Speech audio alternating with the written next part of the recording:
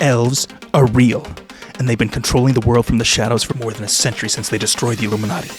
They are beyond the deep state, biding their time and watching us destroy ourselves until they can resurrect their Dark Lord to take over the world.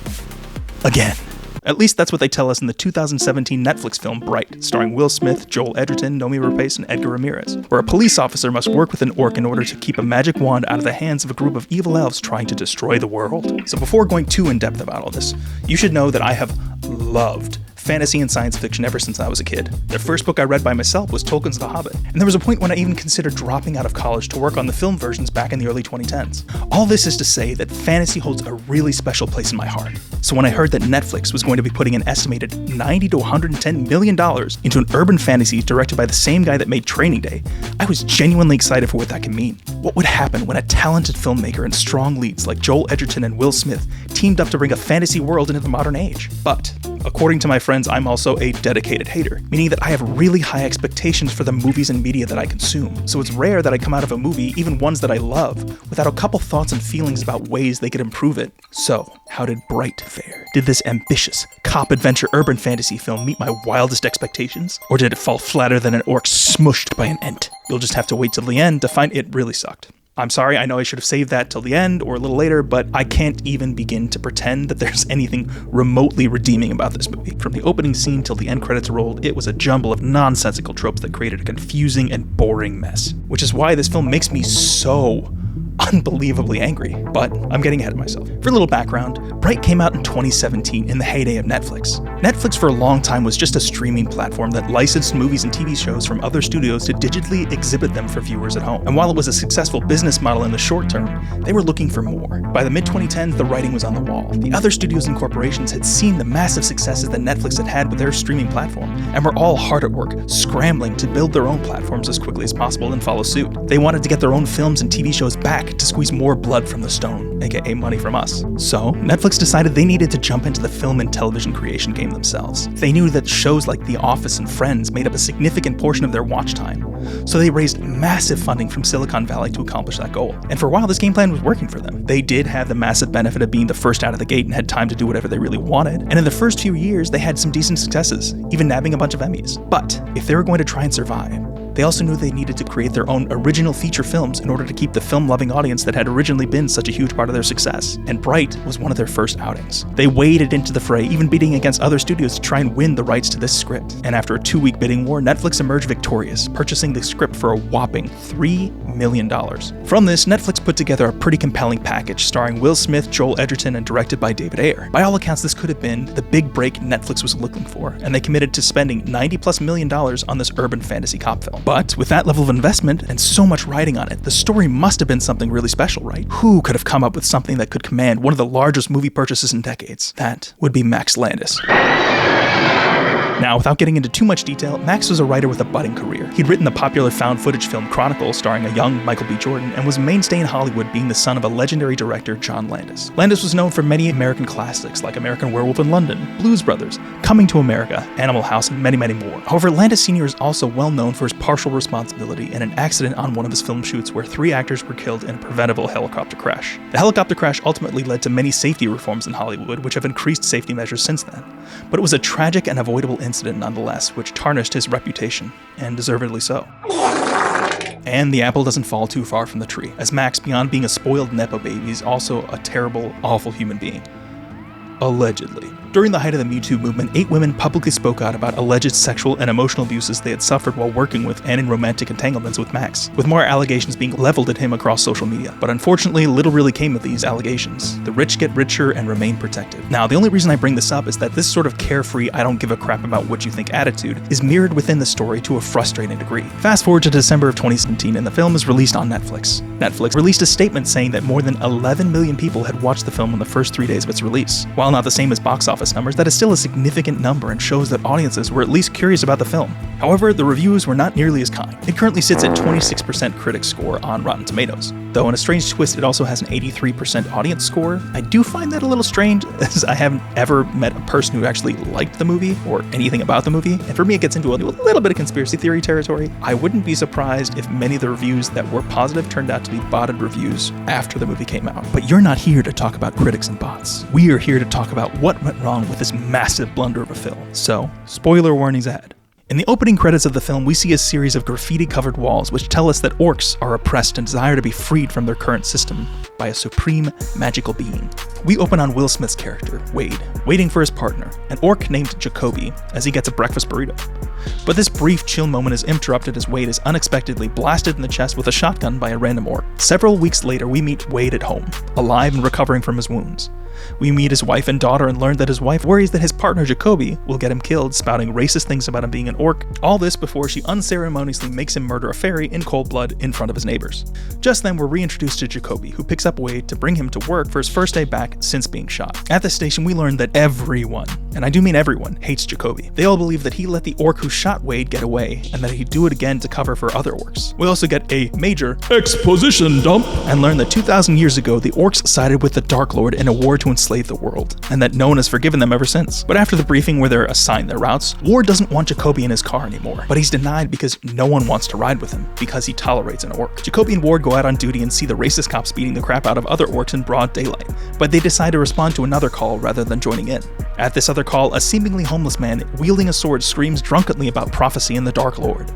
But as they arrest him, he talks to Jacoby in Orcish, telling him that they are agents of prophecy, and how Ward is a very special human being. A very subtle hint, don't you think? It's really subtle. Maybe you didn't get it. It's really, really subtle, guys. They return to the station in order to drop off the perp and clean their car when Internal Affairs approaches Ward. They want Jacoby gone too, but they need cause in order to get it done the right way. So they force Ward to agree to getting a confession out of Jacoby about the orc that escaped. Ward and Jacoby leave as a group of federal agents show up, a human and an elf. They interrogate the homeless man Ward and Jacoby picked up, and we learn that they're part of the Magic FBI unit that is looking for a group of evil elves known as the Inferni. The homeless man exposition dumps and relays that he is part of a secret society that is fighting the Inferni, and that the Inferni are looking for 3 wands in order to resurrect the Dark Lord. He also dumps that the only people who can use these wands are called Brights. Jacoby and Ward respond to another call and immediately end up in a gunfight. After clearing the building, they discover a bunch of magically charred corpses and an elf who was turned into weird modern art wall. An elf woman named Tika tries to escape as well, but as Jacoby and Ward subdue her, we see that she has a magic wand.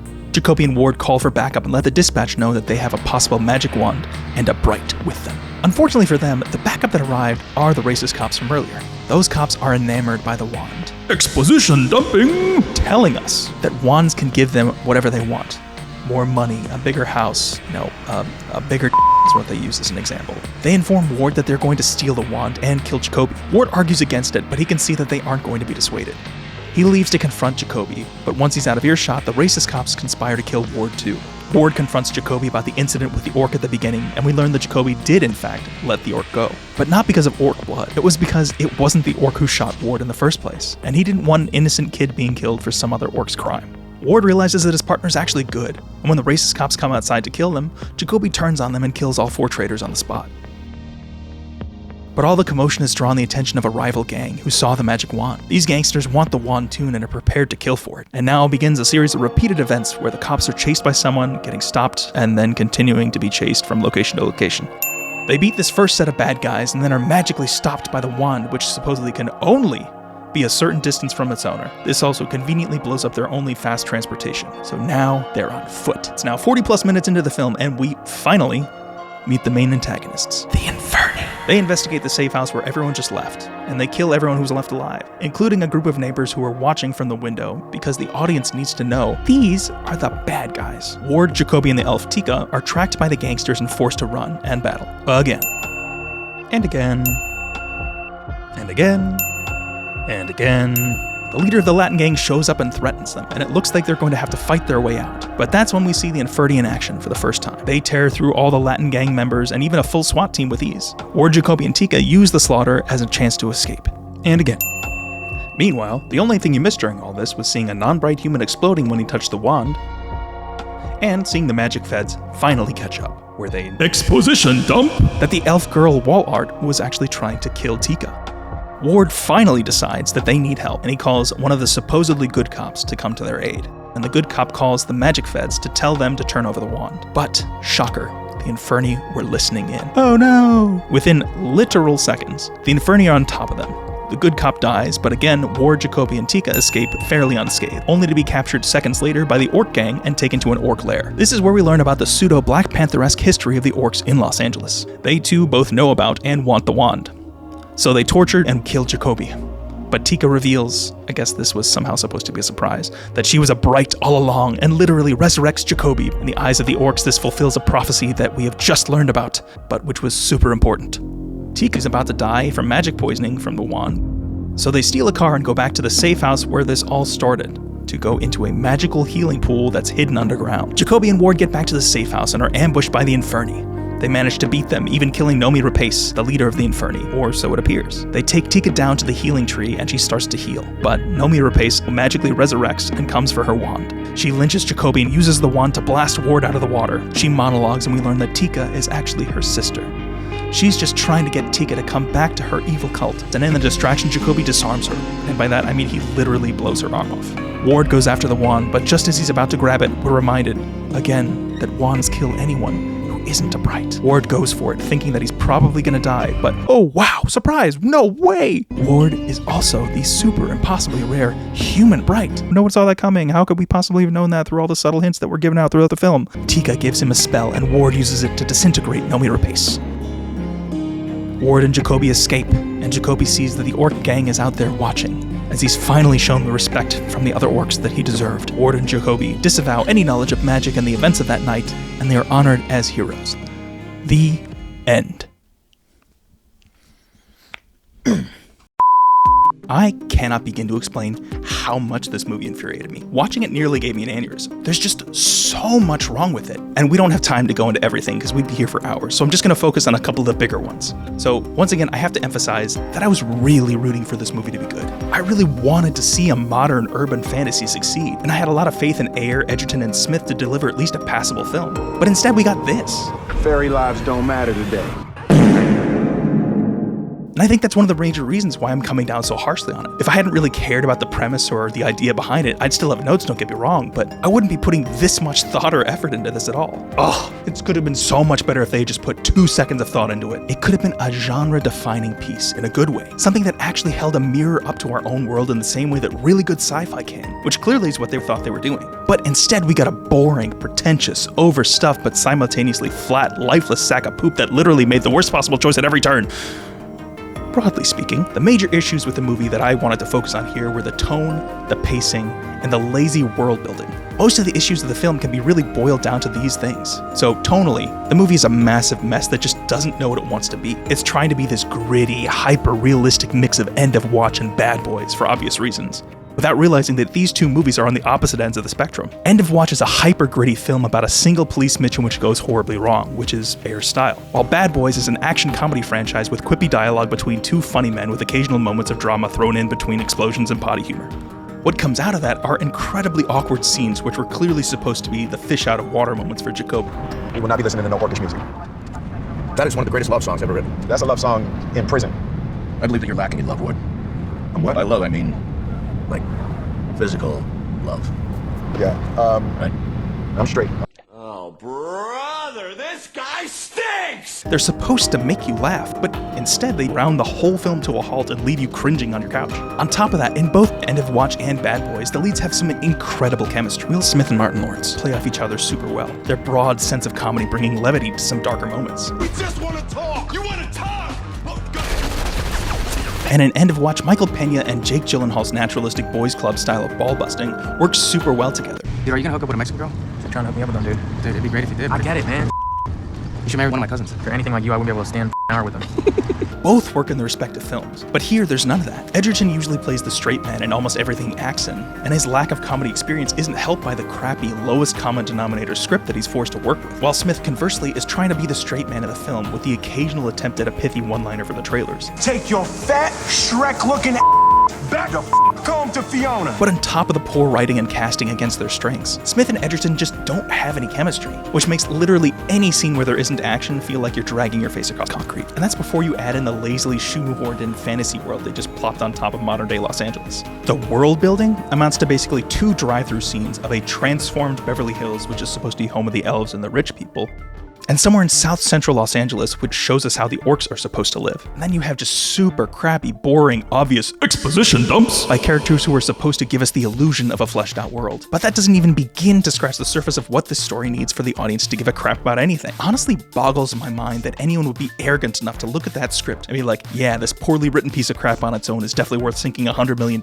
into. Literally nothing works in it. It's a story that requires huge amounts of exposition because the world itself is supposed to be so different from our own in so many ways, but it's also confusingly and infuriatingly identical in so many others. Now, you might think that this lack of care in the world building doesn't and shouldn't matter in the grand scheme of things, but it really does. Audiences are so much smarter than most studios and executives give them credit for. We can tell when something feels off, even if we may not be able to put those feelings into words. But this unease pulls us out of the story and forces us to look for the seams. Basically, if we don't buy into the world, then there's no way you're going to be able to invest in the characters or the plot. But as it currently stands, the movie is almost 2 hours long while feeling like 4. It's both super rushed and also excruciatingly slow. The story itself, while small in terms of the number of direct players, is way too big to be able to tell in a single film. It needs to breathe, and we need to flesh out the characters and the world, which is why I think this story would be much better served on TV, at least initially. In a series, we have time to dive into everything. We can see people from each race leading their normal life. We get to see the intricacies of their relationships and understand and empathize with these characters as they go about them. We could also see possible corruption of elves and humans in power and are willing to do whatever it takes to get what they want. Maybe we can even see them helping out the evil Inferni, protecting them, feeding them information in order to put themselves in a better position if the Dark Lord does eventually rise again.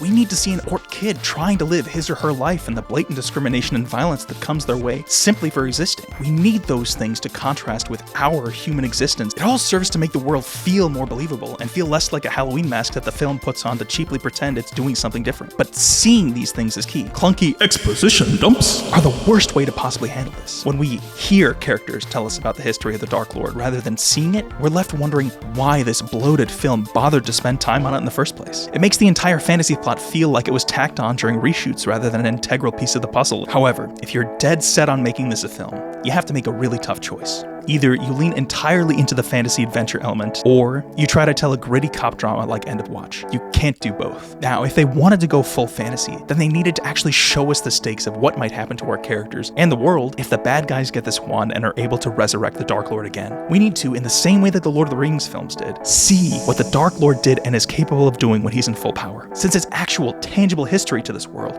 we need to see it play out, especially if it's integral to the plot, which it clearly is. We also have to know what people are fighting for. Why are the Inferni trying to resurrect the Dark Lord in the first place? We don't even get a line of dialogue talking about the rewards they'll get for doing it. And our heroes, Jacoby and Ward here, have an even weaker reason for being involved in the first place. In the current version of the film, they have one small interaction with a couple of racist cops that they already knew were pieces of crap. But in the film, they use this as an excuse to conveniently choose to literally not trust anyone else. We need a more concrete reason for why they wouldn't just immediately bring the wand into the cops or the magic feds. Turning themselves in or calling the magic feds is literally the path of least resistance. And anyone who's ever held a job knows that's the path that people will always take. But in this movie's case, we're forced to watch these two characters bumble around like idiots, making the worst possible decisions just so the movie can happen. Now, this all changes if the motivation for Ward and Jacoby goes beyond just running around like chickens with their heads cut off. And what I mean by that is if they have a more concrete reason for why they're not turning themselves in the first place. A better version of this film would use examples of real-world politics and corruption within the police force to necessitate that. For example, maybe the Inferni aren't a fringe group of weirdo elves. Maybe they're a well-connected and powerful corporation or organization. Maybe they're connected politically and have built up influence and capital over centuries and were biding their time just so they could, in secret, bring about the return of the Dark Lord when the time was right. Because of this, maybe the reason that Jacoby and Ward don't trust the other police is because they had previous dealings with the Inferni. Perhaps the Inferni, as happens in our own world, use their power and influence to use the police to violently displace orcs and other lower-class people from one of their properties. Perhaps this routine eviction turned violent, which is ultimately what led Ward to getting shot in the first place. Perhaps when Jacoby and Ward take the call at the safe house, they learn from one of the survivors what the Inferni are really doing, that the Inferni are finally about to enact their plan to resurrect the Dark Lord.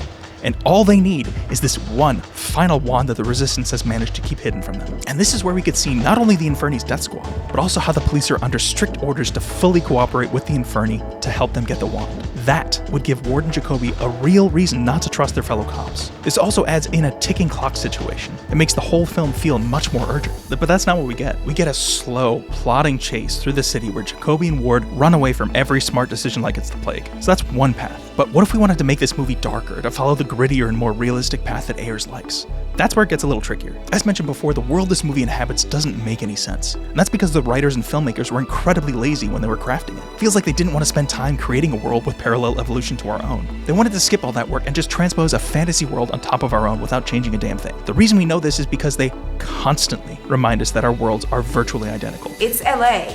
Right now. The only difference, as far as I can tell, is the existence of the Dark Lord. But this war apparently had no real impact on the history or evolution of their world. The United States is still the United States, as evidenced by the fact that it's still Los Angeles. It's LA, right now. It's not like Los Fairies or, Los Centaurs. It's also true because this fantasy world still had the Alamo and Texas War for Conquest against Mexico. Hey, don't look at me, man. Mexicans still for the Alamo. Along with so many other stupid little quips. And it's from all this that they deliver one of the stupidest lines of the film, which shows us exactly how little they thought about any of it. Fairy lives don't matter today.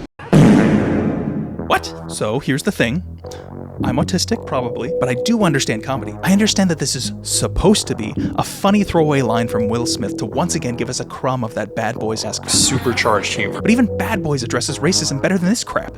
Blue power, mother.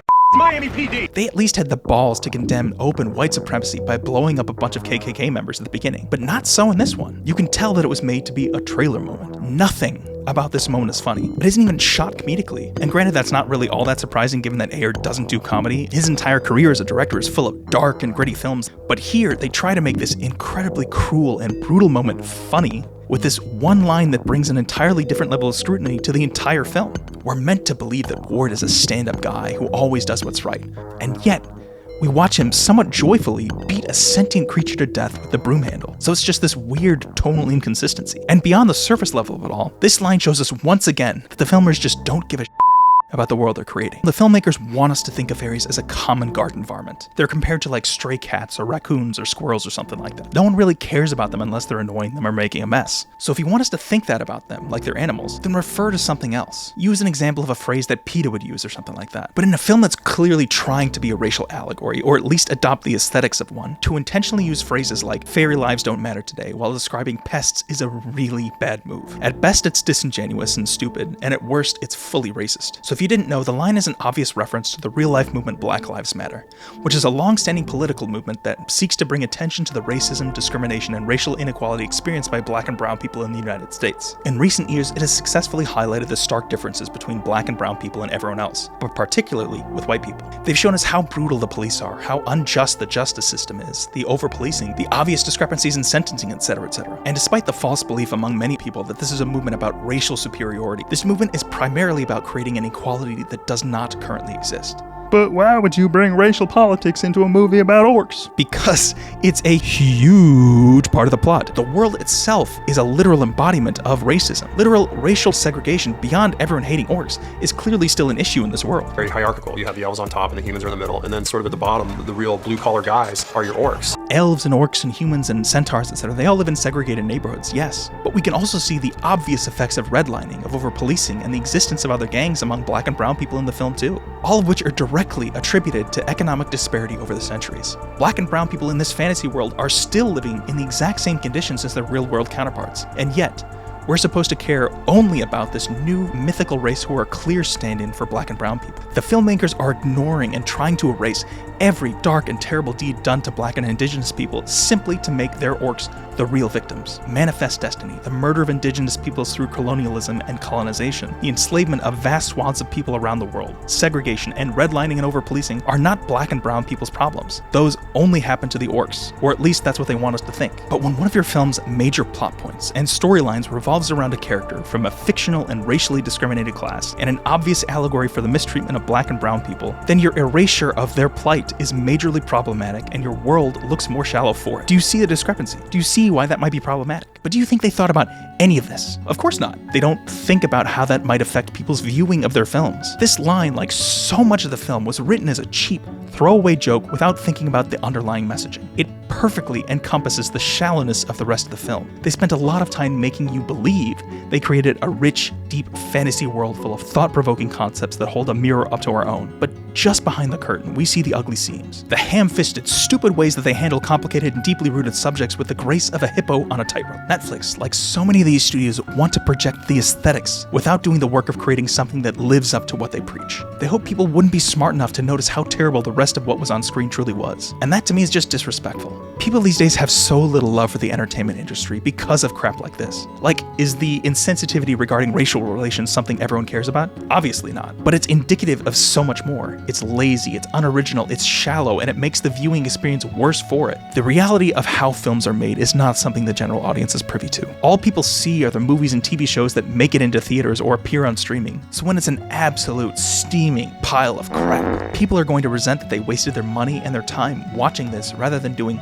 literally anything else. One of the most frequent things I've heard people say about movies and theaters is Hollywood doesn't have any original ideas anymore. And they're kind of right. What the public sees in theaters and on streaming is almost entirely made up of low-effort remakes and reboots, which usually don't even hold up to the original. These stories are penned and championed by the least creative people imaginable. Tech bros, finance bros, nepo babies, and executives with the creative capacities of a snail. They're simply trying to keep their jobs rather than really push the industry or stories forward. They don't want to put their necks on the line for something that hasn't been shown to be a success. Which is why IP is king. That's also why when one of the few original projects that do slip through the cracks are still crap, it makes it all the more frustrating. Hundreds of really talented writers and filmmakers and thousands of amazing scripts are passed on every year because the person who wrote them just didn't know the right people, or it didn't have a proven audience, or the executives couldn't see it as a movie or TV show. And that's just so frustrating. And look, I get it. It's not called show art. It's show business. But the people who are in positions of power, the people who control the money that makes these projects, don't seem to see that making good art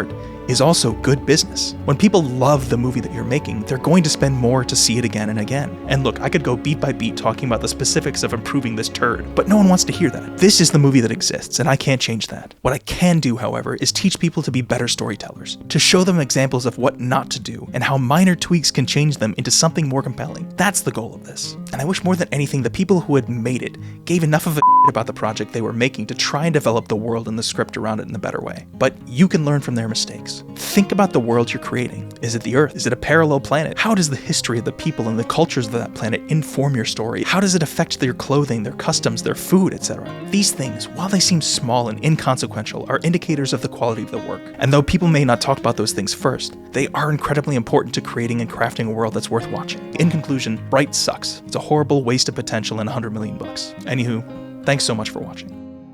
If you like this video and want to support me and see more, please consider liking, subscribing, and sharing so that the algorithm will take notice. And let me know in the comments below what movies I should check out or hate on next. Thanks again, and see you soon.